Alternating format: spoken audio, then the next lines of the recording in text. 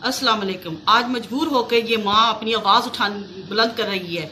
आपने ये क्या पाकिस्तान को बना दिया है? ये तो दिल हमारा दहल रहा है जो हम ये देख रहे हैं। जवानों की लाशें, खून से लथपथ लाशें, ये हमसे बर्दाश्त नहीं हो रहा। हमारी आहें निकल रही हैं, हमसे बर्दाश्त नहीं हो रहा। ये कहाँ है ये आर्मी, ये हमारी पाक फौज कहाँ है? ये इनको क्यों नहीं पकड़ रही, क्यों नहीं इनको रोक रही? इनको गिरफ्तार करें। ये इमरान खान को भी तारे, हम PTI के हैं लेकिन ये इमरान खान को निकाले। ये वाकई यहूदी निकला, हमसे ये बर्दाश्त नहीं हो रहा। हमारे जो ये नौजवान नस्ल को जो इनके साथ जुल्म कर रहे हैं, इन्होंने कश्मीर फलस्तीन बना दिया है। हम जैसे उनकी माएँ तड़प रही थी वैसे अब हम तड़पे। हमसे ये बर्दाश्त नहीं हो रहा।